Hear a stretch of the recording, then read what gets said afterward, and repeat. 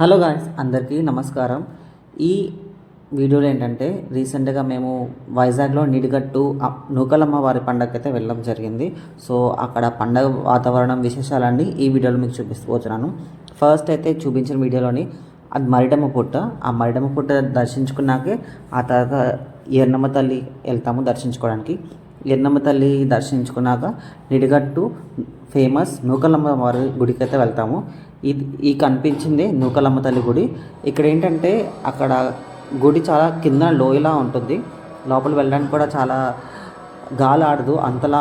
Evening ఖాళీ ఉండదని చెప్పేసి మేము మధ్యాహ్నం అయితే వెళ్తాము గుడి దర్శించుకోవడానికి. సాయంత్రం ఇలా సంబరం జరుగుతుంది. ఇవి ఘటాలు అనమాట. చాలామంది ఆ ఊర్లో నివసించే వాళ్ళందరూ ఘటాలు మోస్తారు.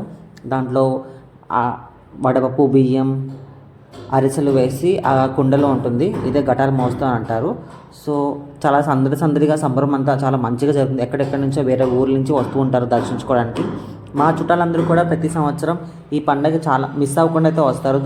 ఎందుకంటే నూకలమ్మ వారు చాలా పవర్ఫుల్ కాబట్టి ఏం కోరుకున్నా నెరవేరుతుంది కాబట్టి వాళ్ళు నమ్మి వస్తారు.